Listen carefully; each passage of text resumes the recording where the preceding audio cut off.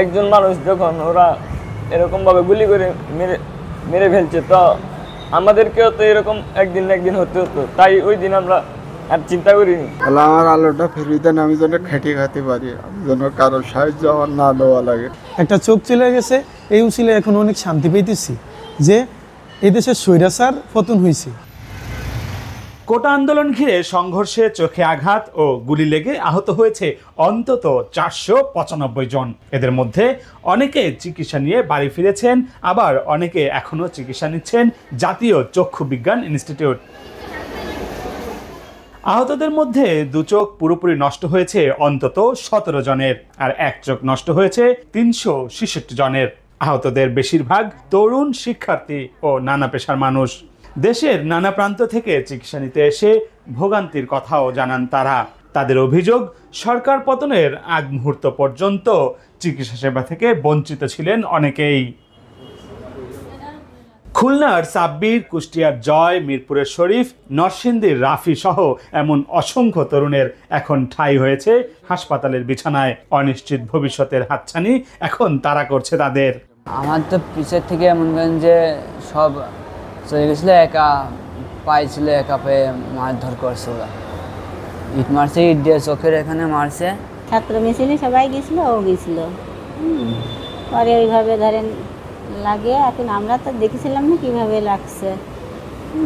তারপরে যে যখন শুনলাম তখন আমরা তারপরে আমার কুষ্টিয়া সদরে ভর্তি করে হয়েছিল।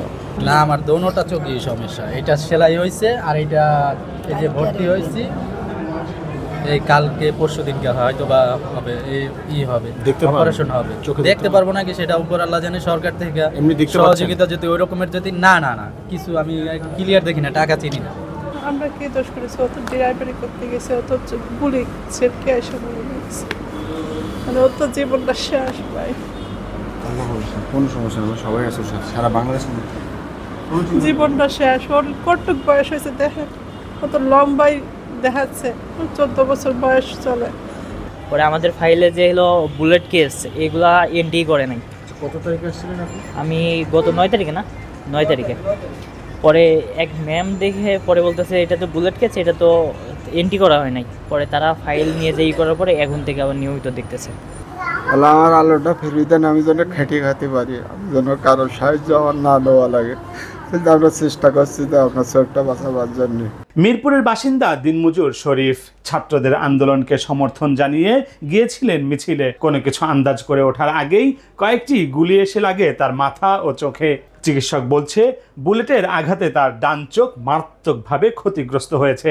অপারেশনের পরেও ডান চোখ দিয়ে পৃথিবীর আলো আর দেখতে পারবেন না শরীফ। 4 তারিখে প্রোগ্রামে গেছি, আর পুলিশের বাড়িতে সেদিন একটা অনেক বড় একটা মারামারি হয়েছে, ওখানে আমি আহত হয়েছি।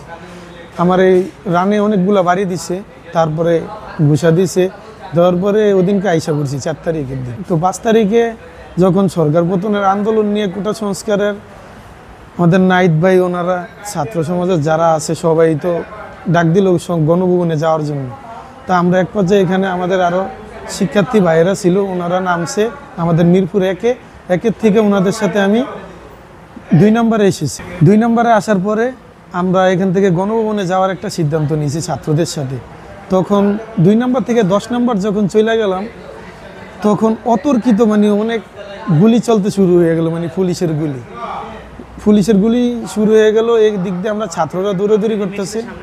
হ্যাঁ, মিছিলের সামনে ছিলাম, এবং ওখানকার যত প্রুফ আছে সব কিছুই আমার কাছে আছে, এভরিথিং, ভিডিও ডিটেলস যা আছে আমার, আমি কিভাবে গুলিটা খাইছি ওই ভিডিওটা পর্যন্ত আমার কাছে আছে। গুলি খেয়েছি, পুলিশের গুলি। সবচেয়ে খুশির বিষয় ছিল এটাই যে 16 বছর যাবত এই বাংলাদেশে শান্তি পাইছি কিনা সেটা জানি না, একটা চোখ চলে গেছে, এই উচিলে এখন অনেক শান্তি পেতেছি যে এদেশের স্বৈরাচার পতন হয়েছে।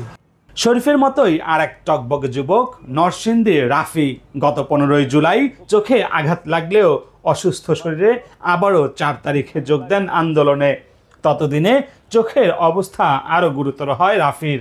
এখন হাসপাতালের বিছানায় শুয়ে একটাই চাওয়া, দোষীরা যেন রেহাই না পায়। একজন মানুষ যখন ওরা এরকমভাবে গুলি করে মেরে ফেলছে, তো আমাদেরকেও তো এরকম একদিন না একদিন হতে হতো। তাই ওই দিন আমরা আর চিন্তা করিনি। সকল জনগণ যা চায় আমিও তা চাই, ওদের একটা সুস্থ বিচার হোক আর আমাদের জন্য একটু ডাক্তাররা এগিয়ে আসুক, আমরা এটা চাই। এদিকে সকালে আহতদের দেখতে হাসপাতালে যান কয়েকজন শিক্ষার্থী। তাদের দাবি, হাসপাতাল কর্তৃপক্ষের দায়িত্ব অবহেলায় অনেকের জীবন এখন বিপন্ন, তাই দ্রুত চিকিৎসার ব্যবস্থা নেওয়ার দাবি করেন তারা। একজন রোগী আসার পরে কেন তাকে চিকিৎসা নিশ্চিত করা হয়নি এবং কেন করেনি সেটা আমরা অবশ্যই দেখব, আপনাদের পাশে আমরা আছি। আর 18 তারিখ একজন রোগী আসছে, সে 5 তারিখ পর্যন্ত তাকে অপেক্ষা করতে হবে, এটা কত ন্যাক্কারজনক একটা ঘটনা আপনারা বুঝতেই পারছেন। এই বিষয়ে আমরা আজকে ডিজির সাথে কথা বলবো।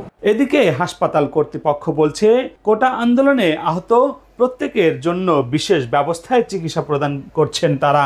এছাড়াও চিকিৎসা প্রদানে কোনো রকম টাকা বা ঔষধ কেনারও প্রয়োজন নেই রোগীদের।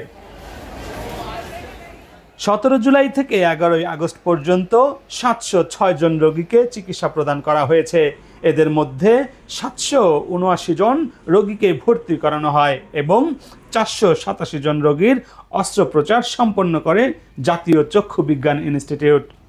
17 তারিখ থেকে 26 তারিখ পর্যন্ত 445 জন রোগী এসেছিল।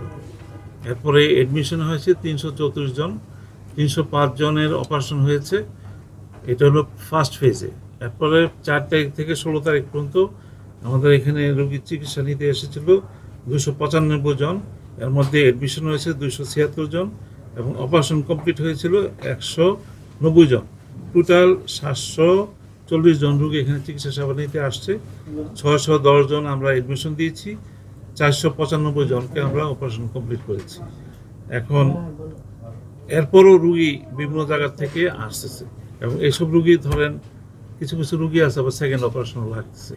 এবং আমরা যদি যে বলতেছেন যে প্রথম 5 দিনে আমরা চিকিৎসা সমস্যা হয়েছে, প্রথম 5 দিনের মধ্যে 17 তারিখে আসছিল 4টা রোগী, 18 তারিখে আসছে 151 জন রোগী, 143 জনকে অ্যাডমিশন দিয়েছি, আর বাকিগুলো প্রাথমিক চিকিৎসা দিয়ে আমরা ছেড়ে দিয়েছি। আর 66 জনের অপারেশন হয়েছে এই আপনার 18 তারিখ। 19 তারিখে 103 জন রোগী আসছিল, 130 জনের মধ্যে প্রাথমিক চিকিৎসা দিয়ে ছেড়ে দেওয়ার পরে এতে 63 পেশেন্ট আপনার অ্যাডমিশন নিয়েছে এবং 93 পেশেন্ট অপারেশন হয়েছে। আমরা বলতে পারেন 63 ভর্তি হয়েছে, 93 আগের দিনে কিছু ছিল পেন্ডিং, ওইটা অপারেশন হয়েছে। এভাবে 20 তারিখে 71 জন রোগী আসছিল, এর মধ্যে 58 জনের আপনার অ্যাডমিশন হয়েছে, 68 জনের অপারেশন কমপ্লিট হয়েছে। ভর্তি কত আছে?